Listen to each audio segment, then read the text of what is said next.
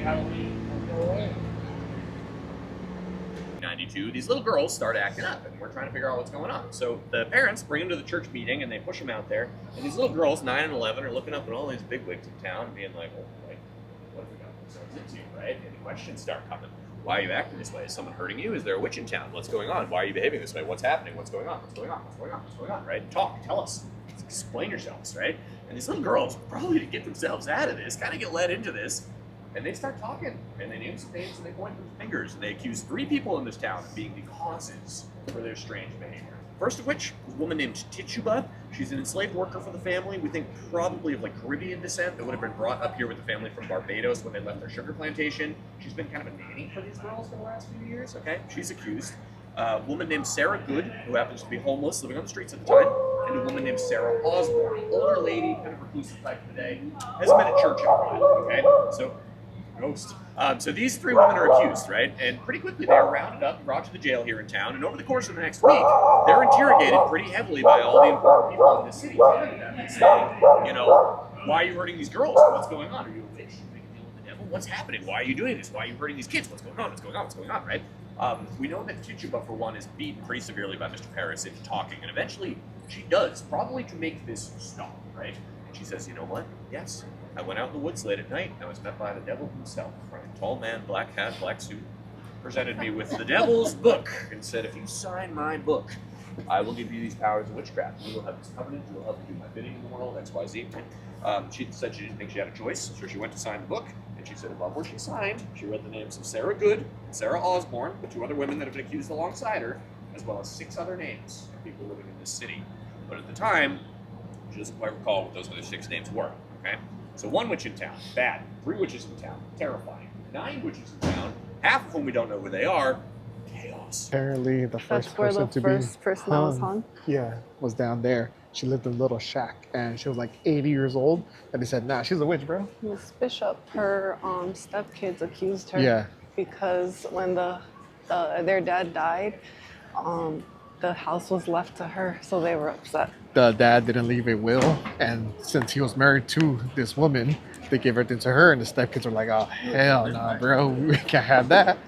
You know what? Let's say she's a witch. And yeah, so she was the first person to be hung in Salem, which is kind of crazy and sad. They're going to tell us about the first ghost story in this tour. How do you feel about that, Ali? Be honest. I'm not nervous yet. No, not nervous yet? Yeah. Until you hear? Because I see people just getting wrongly accused. True. Okay, this is literally where this happens. We're here to talk about this building, or specifically what used to be here. Originally, this was a little fishing outpost. There were about 30 Englishmen here, led by a guy named Roger Conant, and they were here for strictly economic purposes to catch fish, salt the fish, ship it back to England, make some cash, right? But pretty quickly, the Puritans hear about this place, and they are looking for somewhere to set up their colony. And they eventually buy this land from these fishermen, and they rename this city from Naumkeag, that native name I mentioned, to Salem, which people don't always realize. Picture the word Jerusalem, cut the front of it off. Salem, right? It's supposed to be this second shining city on the hill, Shalom, like the city of peace. Clearly didn't go very well, right? But that was the idea in the beginning. But part of the deal with this charter they received from the English government to justify the religious nature of this city, the first permanent structure they make needs to be a church or a Puritan meeting house, and they decided to build it right here. Now, it wouldn't have been this big restaurant back in the day. It would have been a modest little first period style structure that looked a little bit like this guy down on the bottom. This is a replica of the first Quaker meeting house from a few years after this, but it gives you an idea. Above it is the likeness of Mr. Roger Conant, the founder of Salem, the head of that little fishing expedition. That statue is over in front of the Salem Witch Museum here in town, and every year, millions of people take pictures of that statue because it's in front of the Witch Museum, and they think he's like the head witch or something. It's just a handsome fisherman, and I think that's funny. But fast forward about 200 years, right? The church is still there, but on the back of it, right about where this dumpster is right now, they built a big boarding house to house a lot of these migrant workers and sailors, privateers, people who need places to stay, right? That is going to be the setting of our ghost story, okay?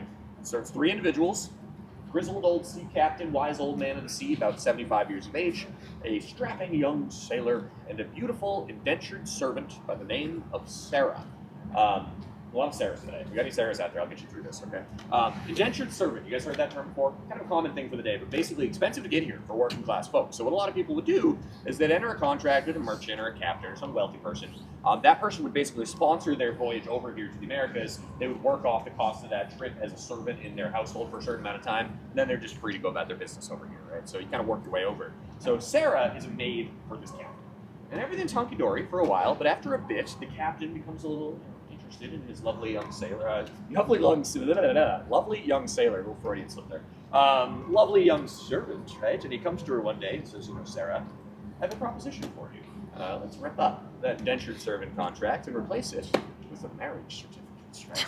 Classy way to propose. And she very politely says, thank you very much, I appreciate it, but I'm in love with someone else. I'm in love with this young sailor that lives in the building here. He's also my age, and we would like your permission to wed. And as you'd expect, Captain, not having it, right? Says, no, you're not marrying that man. No, I don't give you permission. She needs it because she's in this contract, right? So she's upset, sailor's upset, captain's not happy, but young lovers, being young lovers, they are not going to take no for an answer. Why would they do that, right? And they hatch a little plan. Now, this captain is one of these international shipping captains, right? So the next time he leaves, he could be gone for years. He might never come back. It's a tough, tough job, right? So the day comes, he's down there loading up his ship, his crew, they unmoor, they head on their merry way. Our couple zips right over here to the church, goes to the minister, lies, saying, hey, we got permission, will you marry us? Let's do it today, young love, right? In their mind, if they get married immediately, by the time the captain gets back, literal years will have passed. It'll be way too late to do anything about the wedding. Beg forgiveness, right? They might even have a bunch of kids, who knows? Nothing to do about it then, right? So that's what we're gonna do. So our sailor's here, proud as a peacock in his Sunday best, the preacher's here ready to do the job, and out of the boarding house comes our dear Sarah in this big, beautiful, second-hand blue ball gown, which was more or less traditional at the time, more so than the white we're kind of used to in the States for weddings today, right? So they're ready to go. They do not know this, but the captain, making his way out of town here, goes without saying, no cell phones with the weather app back in the day, right? A little tougher to plan these things. So he looks out over the Atlantic and goes, boy, there's a nasty storm brewing out there. We've been doing this for long enough. It's not my first rodeo. What's a day? Let's just play it safe. We'll leave tomorrow, next day, right? Puts it around, heads back into port. Not good. So our couple are here getting ready to go have their little sneaky wedding, and to their surprise, around the horn comes the captain with his sea bags, thinking he's going to call it a night, and instead he looks down here and bumps into his indentured servant about to marry the man he specifically said not to. The second he left, he is not happy about this. Fight breaks out, right? Sailor, the captain, they're wailing on each other. Sarah's screaming her head off. Preacher has no idea what's going on, right? Grabs Sarah, tries to get her out of this fight. Chaos right here. Now this captain pretty quickly realizes he's fighting a much bigger, stronger, younger, able-bodied sailor. He's not winning this fight, right? So at one point he gets knocked down in the alley. We didn't have all these lovely dumpsters back in the day. So he's kind of fumbling around looking for like a broken bottle or a weapon or something in the garbage here to even the odds. And he ends up scooping up a broken chair leg to use as kind of an improvised club. And he goes to swing this to strike the sailor. At that same moment, Sarah manages to wiggle free from the preacher's grasp and try and break up this big fight, right? Blow lands on Sarah, falls to the ground here, dead. Everybody's freaking out, right? What did you do? Only one that doesn't panic is the captain. Reaches down into his bags, rummages around, comes up with 2 sacks of gold. Gives one to the sailor, one to the preacher. I'm not saying a word about this. You guys are going to help me get rid of this body. And they both agree. Now, I'm not an expert in the field. Pretty sure preachers are not supposed to be accepting bribes to cover up murders. I could be wrong. The fiance doesn't get enough flack here. He's about to marry this woman, and he's just like, what? In any case, you can't waltz out of here in the middle of daylight with a body without people asking some decent questions, right? So our little trio, making quick, scoop up our dearly departed Sarah, shuffle off into the boarding house, sneak down into the basement, and enter the remnants of which are still below our feet to this very day. There used to be about 3 miles of underground tunnels below the streets of Salem that were used to transport goods from the harbor, from the harbor down here, up to a lot of these banks and businesses on Essex Street, right? This is this booming, efficient seaport town. When you move these super valuable luxury goods on the street level, they run the risk of getting held up, right? So they go down in this little tunnel network, they find a nice quiet corner, and they bury Sarah's body in the walls of the tunnels. And then they leave. But our preacher has a congregation to run. He's not going anywhere, so he stays. And the years go by. And the years go by, and the years go by, and eventually the preacher passes away. Somebody's just thumbing through an old journal, and they discover a written confession explaining what happened here. For years, everybody had just assumed that the sailor and the servant had just eloped, ran away together to get married. It happens all the time, right?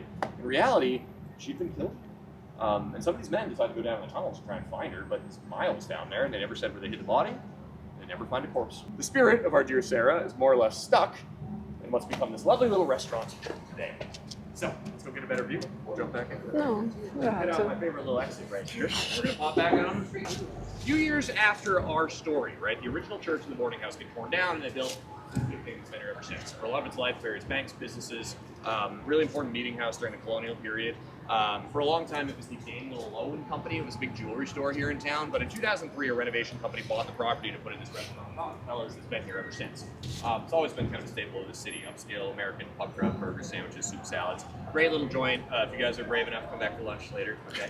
Plenty of you can watch it too. So the week before they open, they decide to have everybody come in. They're training, getting ready to go. New hires, right? One of these first nights, as the story goes, there's 2 people left working here. It's a manager on the main floor, right? Young high school kid, bar back down in the basement, his first job, right? Moving around some kegs and stuff, just wrapping up his shift before he goes home. And the manager hears this scream from the basement, and he's thinking, this isn't good. Somebody already got hurt, didn't even open yet, right? Rips down there to go check on this kid. Before he can get to the basement, the guy comes flying up the stairs, comes to the manager, says, what's the deal, man? Why did you tell me someone else is working down there? What's with the lady in the dress? Which the manager says, what are you talking about? We're the only 2 people on the timesheet. The kid says, nope, quits on the spot, and marches out the door. And the manager's like, what? Goes down there, looks around, there's no one in the basement, right? He's like, whatever, he cuts moves, right? Spooky basement, fine. So they go ahead with their plans. Weekend comes, packed house, drinks flowing, after being passed, great opening party, right? Everyone's having a blast. End of the night, the owners are putting around and talking to the staff just to see what worked, what didn't work. It's opening night, right? And everybody's ranting and raving. Kitchen was wonderful, bartenders were great, wait staff were lovely. We all really appreciated that historical reenactor you guys hired, the woman in the ball gown. We thought that was a fun touch, leaning into the city's history and all that. And the owners are like, we didn't hire a reenactor, just a guest. People in costume around here, not weird. So the staff were chatting amongst themselves, and they realized that this woman in this, period accurate gown, no one ever seen her get before. But they all recall seeing this woman at one point or another, being like, oh, that's kind of fun, So on that very first night, the legend of Rockefeller's Lady in Blue is born. We look back in the records, find out what happened here, connect the dots, and assume maybe it is our long-lost Sarah just kind of hanging out at this place of her untimely demise, looking for some new friends. And ever since, there have been buku stories about this place. I don't know if you guys have ever seen the TV show Ghost Adventures, one of those ghost hunting shows. Yeah. They came here back in 2007, and they filmed a whole episode in town. Got a lot of weird footage in this place. If you guys want to pull it up, I'm sure it's on YouTube now. I was chatting with the manager in the spring. They had a whole other ghost hunting team spend the night in their little wedding venue upstairs. They haven't posted that yet, but I'm excited to see it. They'll put stuff on their social media all the time of weird things that pop up on security footage. A couple days ago, they shared a TikTok of like a chair in the dining room, middle of the night, just flopped over. No one's even remotely close to it. This big wooden chair. If you come back later, I can guarantee at the minimum 2 ways you can see a Lady in Blue. Okay. Back wall of the restaurant, there's a little mural of like a 20s jazz band. That's kind of the theme inside there. It's like a deco kind of thing. Has nothing to do with the story. When that painting was commissioned, the singer, right, she's wearing a dress. Apparently the artist had always planned on painting her dress this like hot rod red. All the sketches he did with her red dress. Got here at the last second, thought blue looked better with the vibe of the restaurant, decided to paint her dress blue instead. Never heard the story before, she swears, right? Beyond that, you guys go to the bar, they have a lovely little drink called the Blue Lady. It's a pretty steep rum punch, and we say if you drink 4 or 5 of those, you're definitely going to see something before you get out. Drink responsibly. Anywhere you go, though, guys, chat with your servers. It's a weird city. Everybody's got something going on. I do love this place. A lot of times, end of the month, like right now, they'll switch out one of the TVs over the bar instead of having like a game on. They'll pipe in security footage in the basement so you see what's going on down there. Little like dust particle floats by. Everybody in the restaurant goes nuts. It's the best people watching in town. Let's do that. Lady in Blue, one of our favorite little. That's the Bewitched statue. Never seen the show. Did you ever watch it? No? Heard it's good. Hey, didn't something witchy happen in Salem back in the day? And they go, okay, they pack everybody up, they fly out here, and they film 8 episodes of Bewitched right here in Salem while they're repairing the studio. It comes to be known as the Salem Saga. But basically, the plot line is that Miss Samantha is in town with her mother, who is also a witch, of course, to attend a witch convention. And Miss Samantha accidentally loses her memory and gets sent back in time and has to survive the Salem witch trials, which is insane when you think about it, right? But in the 70s, all of a sudden, we're on TV, and people start watching the show and thinking to themselves, right, maybe like you guys, hey, Salem seems kind of fun. Next time we're in the Boston area, maybe we do a day trip. Let's pop up. More people come, more shops pop up, more people come, more museums pop up. It's kind of this new age spooky spiritual interest, and a lot of people show up. To kind of capitalize on this in the 80s, we start a little something called Haunted Happenings. But interestingly, from the day that she got dropped off here in 2005 to today, not everybody that lives around here is thrilled that this is smack dab right in the middle of downtown, okay? Because as we started talking about, as we're going to continue to discuss today, by the time the dust settles on these Salem witch trials, 25 innocent people in this city will be killed because they're accused of being this, right? And now we have kind of a silly Hollywood witch on the moon in the middle of downtown in this city that's built on the back of a massacre, right? When this first went up, there were pretty substantial protests about this, believe it or not. Based on our most recent estimates, we think there are around 8 million people all throughout the world today that can trace their ancestry back to folks that lived here in the late 17th century, including hundreds of families that were shattered by the events that will transpire here. A couple years ago, somebody hucked a big bucket of red paint on her in the middle of the night, did a power wash her and everything. It's a big deal around here. She gets vandalized quite a bit. It's not all abuse. Somebody crocheted a whole dress on her a couple years ago. That was kind of fun. But like her, love her, hate her. She's been here for 20 years, taking pictures with millions of people. But it's a really good way for us to start to acknowledge this bizarre relationship we have in this city. It's the only place in the world I can think of that has taken the worst thing that they have ever done and flipped it on its head and made that everything. It's wild. We're late because we had to use the restroom, but I believe, I could be wrong, I believe this was the judge's house. Yeah. I'll be honest, it's everything I expected it to be. Same. Hocus Pocus. Hocus Pocus, yeah. Oh, Ooh, that's pretty. pretty. It's a whole ass castle. Yeah. That's crazy. That's so pretty. Did you happen to hear what he said about the history of it? It's a church. It was a church? Oh, okay. The first church in Salem. Oh, dang. Founded in 1629. 1629 is crazy. History right here. The first church in Salem, founded on August 6, 1629. The first, I can't say that word, Church in America. Congregational. Yes, thank you, Ellie. Thank you. But yes, the first church. You guys want to read that real quick? I'll go ahead and... No, now I'm stuttering. Congregational. My tongue got stuck. This is the reason I came, the only reason I was willing to come. We did that fire trip for this exact house. Hocus Pocus. That's crazy. I was willing to hear all the creepy stuff just for this one. We encourage photos of our Hocus recreation. What the? I'm heartbroken. Recreation. I don't like that. Is that real, bro? I'm heartbroken. Let's go home. Let's get out of here. You know what? My heart's broken too. This is all fake. I don't want to be here no more. I know. Even though we are heartbroken because this is a recreation of the house, it's still pretty cool to see. I honestly wish I didn't read that.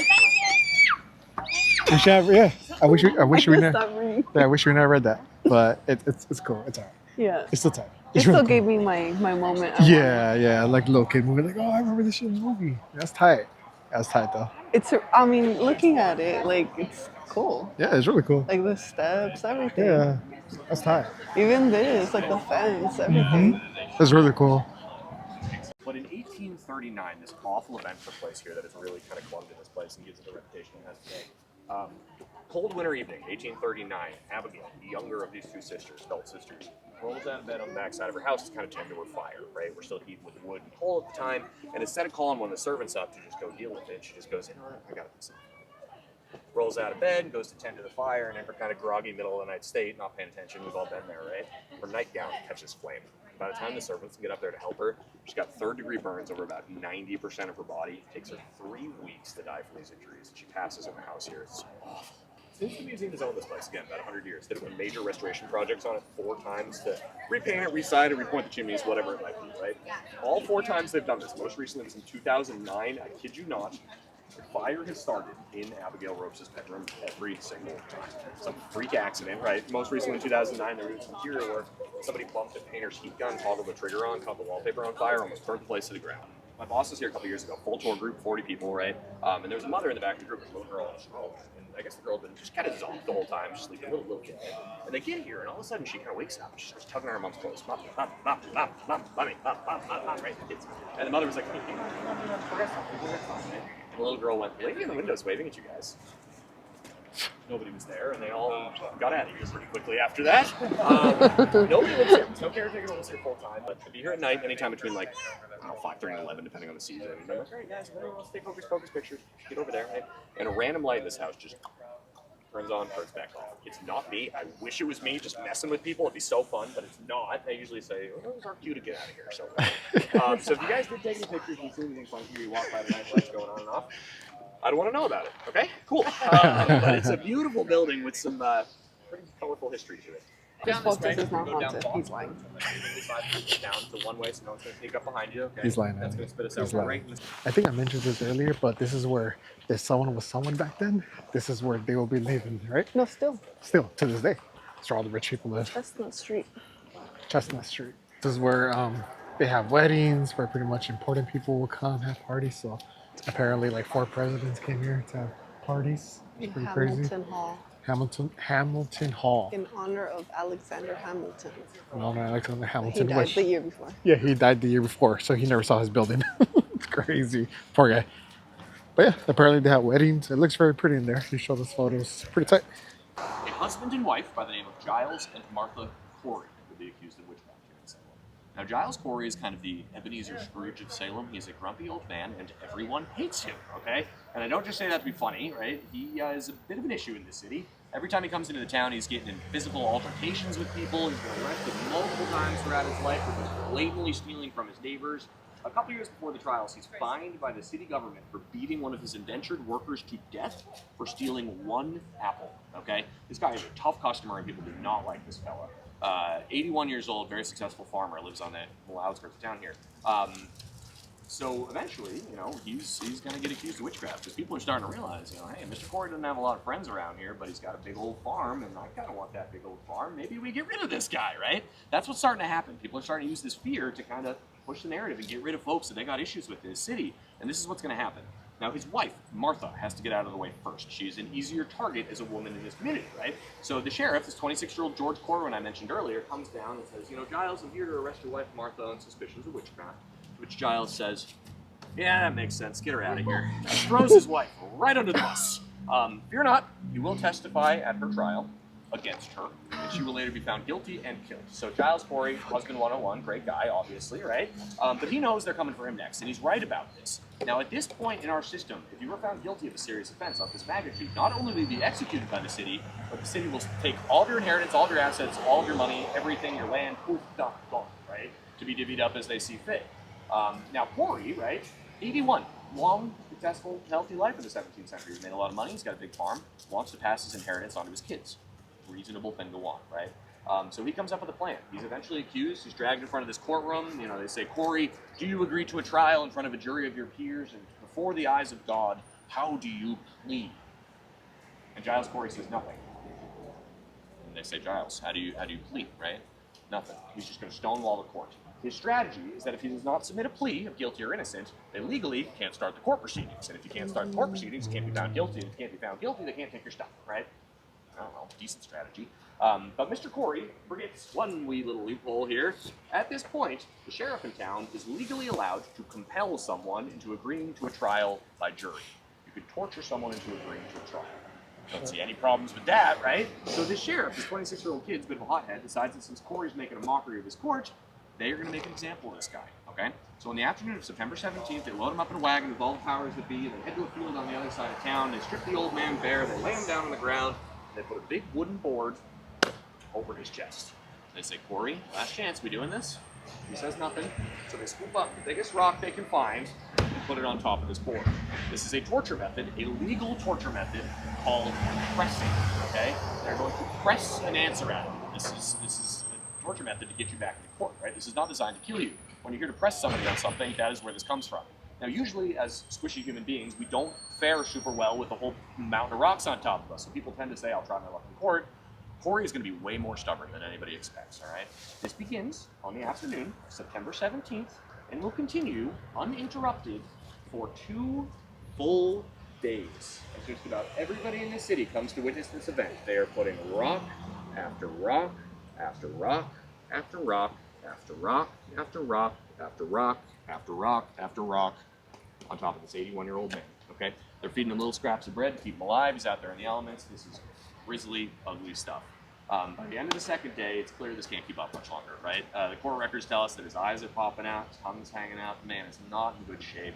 And the sheriff, is getting kind of frustrated because he thought this was going to be him being Mr. Tough Guy and getting us back in court. Now he's looking like a fool, right? So in this fit of rage, he reaches down, scoops up Mr. Corey's walking cane, pushes his tongue back in his mouth, and says, "Giles, do you agree to this trial?" And Corey responds for the first time in days. He says 2 words, and 2 words only. These have gone down in history as the most famous words uttered during this whole saga. Not those words. They say, "Corey, do you agree to this trial?" To which Corey responds, "More weight. More weight." And they oblige. They scoop up another stone, they put it on top of his board, and that'll eventually be enough to crush the old man's chest. And he dies right there on the spot. But since he never made a plea, since he never agreed to a trial, the city legally can't touch a thing. And his kids get to farm, right? He defended his assets in his final act. Now that is the way the history books tell it. This little legend that's kicked up over the years. Legend goes that in those final moments, the sheriff reaches down, scoops up the cane, pushes the tongue in the mouth. "Corey, do you agree to this trial?" To which Corey says, "Curse you, Corwin, and curse you, Salem. May you drink your own blood." Which is a little more dramatic, right? This apparently enrages the sheriff so much that he gets on top of the board and hops up and down until Corey dies. Either way you want to believe it, it's the first one.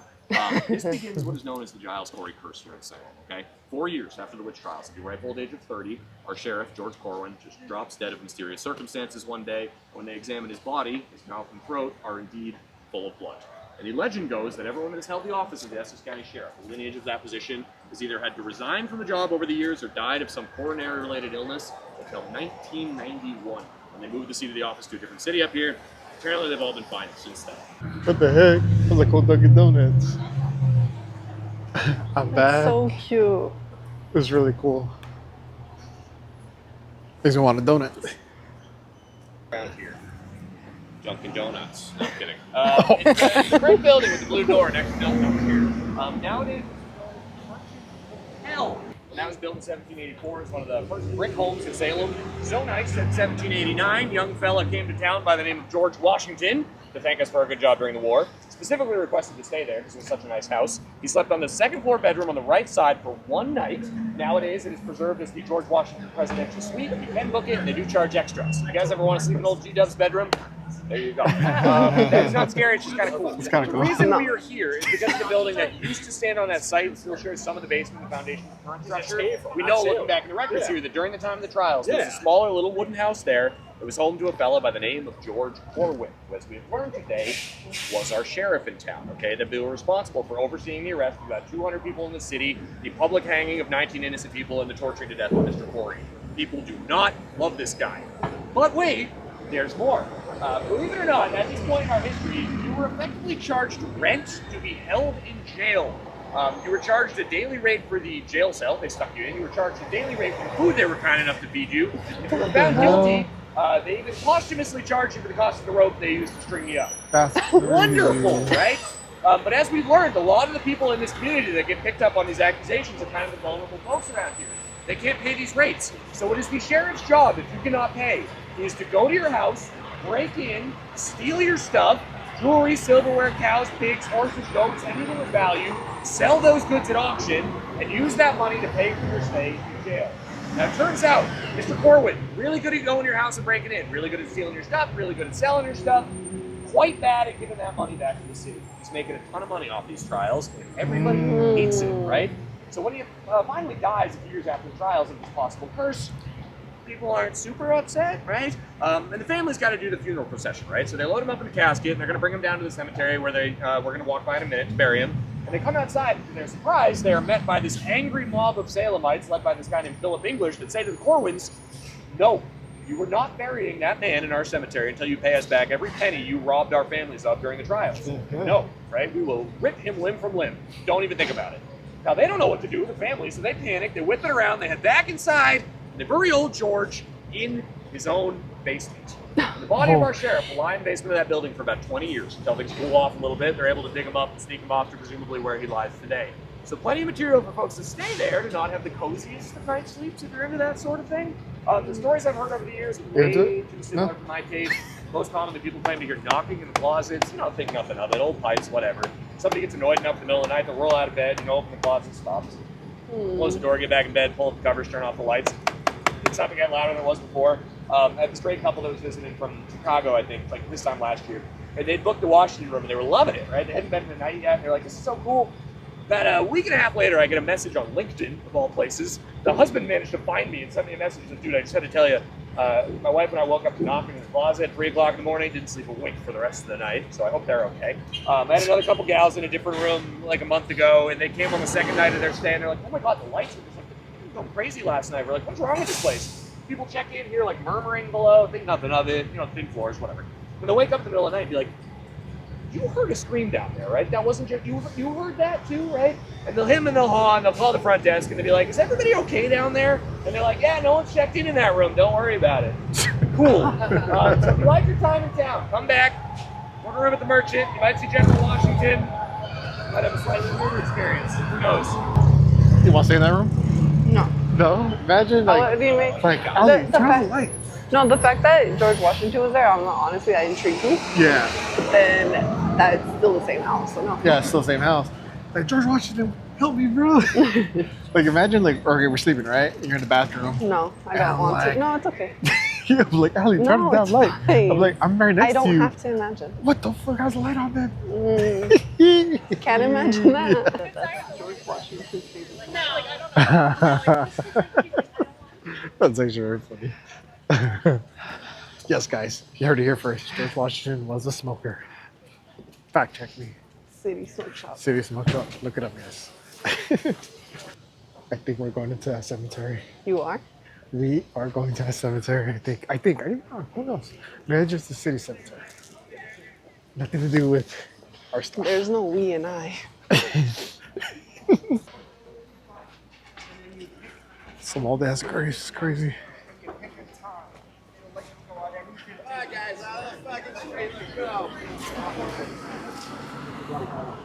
Awesome experience. How does this end? Because it seems like things just keep snowballing, getting worse, and worse, right? As we left off, Mr. Corey in September has been pressed to death. These final 8 people have been hanged, and then all of a sudden, the governor comes back, right? We remember this guy, William Phipps. He's the guy that set up this court. He has a lot to do as the governor of the Mass Bay Colony, right? He's a very busy guy. And at the time, Maine was a part of the Massachusetts Bay Colony. A lot of people don't realize that. The Mass Bay Colony was pretty big. And there had been a pretty substantial war going on up in Maine for years between the Native Americans allied with the French coming down from Canada against the English settlers up in Maine. So when he gets sworn in, Phipps's number one thing is to get up there and build a new fort. He's got to get a new fort established up there. So he basically stops in on Salem on the way. This should not be a big deal. And he says, all right, you guys got this. The court's set up. Lieutenant Governor, you're in charge. Here's $20 for pizza. I'll be back in a few months. Figure it out, right? And when he comes back a few months later, we have not figured it out. Things are bad. And he's like, oh my, what are you guys doing? And he puts the brakes on the court proceedings. Says, stop, no more of this, stop. Over the course of the winter of 92 into 93, we realized this cannot continue. There's a lot of concern about this use of spectral evidence, and the decision is made that everyone that is in jail that has been accused of witchcraft that is still alive will be tried by a separate superior court that does not hear this spectral testimony, and everyone else will either walk free or be acquitted. Not a single other person will be found guilty of witchcraft in this city from that moment on. So a lot of people hear these numbers. They hear 200 people arrested, 19 people hanged. What is going on? Why doesn't this continue to snowball the way you'd expect? The people that die here, the people that through sheer force of faith, force of will, stubbornness, whatever it is, refuse to confess to a crime that they did not commit, right? A lot of people under the threat of arrest or torture will confess, right? Whether they believe this is something that's real or not, they will confess. They'll either get pushed into it or they'll be kind of, make themselves think that it's real, right? A lot of people will be like, well, it's the devil. Of course he's smarter than me. I don't know what I'm like. Maybe he did trick me. Maybe I did something wrong. I'm sorry if I did. I'm sorry. Or they'll point the finger at somebody else, right? They'll be like, these guys are the witches. They made me go to the witches' circle, talk to them. All these cases get pushed to the bottom of the docket. The people that from day one dig in and say, I am not a witch, I am not a witch, I did not do this, are the people that will be deemed the most likely to be witches, will be tried first by this court, and as a result, will be killed, okay? And about 100 years later, we are the wealthiest city in America, and it's really easy to just not talk about what those Puritans did back in the old days. It won't be until the late 20th century that we start to become this kind of tourist town. We have to really start reckoning with our kind of collective responsibility of what happened here on the back of this horrible event. And this monument going up in the 90s was a small attempt by the city to provide somewhere where people can learn about what happened here and pay their respects to the folks that were killed, okay? So should you choose to check it out when we're done, guys, when you go over there, you will notice the monument is an upside-down U of stone walls, all right? As you walk through it, you'll see 20 horizontal stone benches, 10 on each side. Each one has the name of a victim, the date of their death, and the method of their execution. They go in chronological order, starting with this bishop here on the left. and finishing with a man named Samuel Wardwell on the right. He was the final person hanged on the 22nd of September. You will notice similar dates on those stones: June 10th, July 19th, August 19th, September 19th, and September 22nd. There would have been a public hanging day in town. So anyone that had been found guilty up until that point would have been brought to a gallows about a mile and a half away from here at a place called Proctor's Ledge, hanged in front of a crowd, and their bodies would have been disposed of in unmarked graves close to where they were killed. Part of the punishment for these individuals is they were denied a proper Christian burial because they made a deal with the devil, right? And as such, they don't get to rest in this hallowed ground over here. That site, Proctor's Ledge, where this took place, we didn't figure out that this is where these gallows were for certain until about 2016, believe it or not. And at that point, the whole area had been developed. There's a whole apartment complex over there, Walgreens. We will never know for certain where these folks' remains are, and this is what we have to pay our respects. In the center, you will see 5 trees. Each one of those trees represents someone that died in jail during the course of the trials. These were disease-riddled dungeons, effectively, right? People barely fed these guys. Sarah Osborne, one of those first 3 women accused, she'll die in jail before she gets in front of a judge. She becomes one of the first victims of this whole thing. She gets so sick. When you get over there, look down. You will see granite slabs with words carved on them at the mouth of the monument. They're on the ground, and they're kind of hard to read because they get covered in leaves and dirt and dust and stuff, right? That is the point, okay? These words are some of the final recorded pleas of innocence of these victims before they were killed here in town. The concept is that these words fell on deaf ears, right? Nobody did anything to help these people until it was far too late. And nowadays, especially this time of year when we're crazy busy around here, people just kind of blow into that monument, tramp all over the words, and just ignore the humanity that made these people back in the day, right?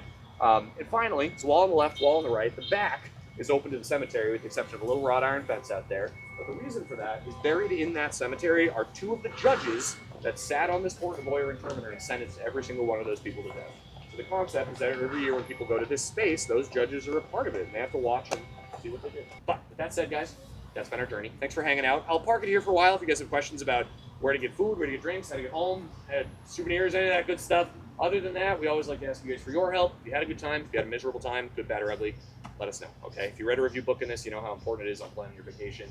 If you liked it, help somebody else. If you hated it, save them the trouble, okay? If you did enjoy yourselves, my name is Henry. If you had a miserable time, make up any old name you want, okay? I got one more of these today, so I might see you guys out there. Throw something at me if I walk by, but otherwise, have a great time in town, guys. Be well. We'll see you next time. Cheers. Thanks. Thank you.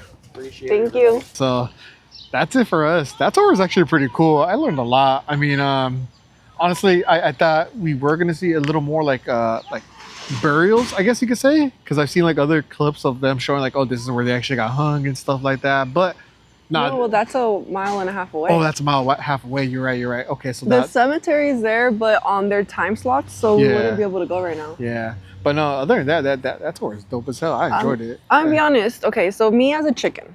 Yeah. Okay, me as a chicken. And if you, to all my fellow chickens, if you would want to come to the Salem or just, experience it, I actually still would say don't do it.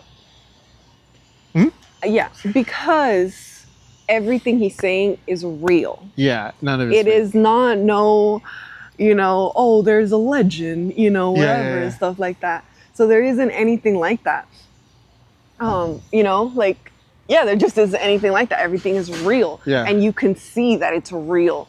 And yeah, so you're gonna, I wouldn't want to, I didn't feel energy, I didn't whatever, but again, when I was walking, everywhere, because he kept saying that some people, they see through the windows and stuff. Yeah. So, I was making sure, I did not make any eye contact with any windows. Honestly, same when you told me, a face has popped out there, a lady or a light, I was like, I'm ignoring it. I'm gonna look somewhere else that has nothing to do with me. Yeah. So let's move on, bro. But I'm talking about anywhere. Yeah, and the whole walk, if there was windows, I looked away. I didn't want no parts. And then I even asked him. I was like, have you seen anything? And he said no, because he's like, if anyone wants to say hi, I don't mind. This is their territory, and I'm just here. Yeah. It's they were here first. This is their home. It's but I just like to stay out of the way and keep my own path. So I was like, see, that's me. I don't want no business. I understand that all the people that are haunting Salem were innocent people. Poor them. Yeah. So I get it. I don't, but I don't want to get it. Yeah. It's I understand what you guys went through, but I don't want to understand too much. It's I don't want to, I believe it. I believe it. That's enough. Yeah. But I definitely recommend this tour. I mean, for me, I enjoyed it. I like history, and I'm not really afraid of these things to a certain extent.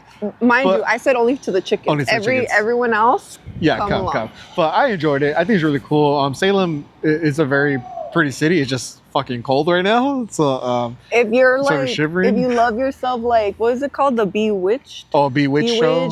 Hocus Pocus, Pocus. like that type of vibe. Like, you just want the fall vibes. Absolutely. 100%. Absolutely. Literally, as soon as you step in, you just see it. You already see it's like a movie. Like imagine like when it's nighttime, all the lights are on and stuff like that. It's literally like that. But yeah, Salem's dope as hell. I'm glad we came and experienced it. The tour guide was dope as hell. His name is Henry. Yes. He did such a great job. I was never bored. I was literally like, oh shit, that's great. He shows like the nice areas, the bad areas, not bad areas as in like ghetto or nothing. Bad areas was as in so entertaining, Yeah, he too.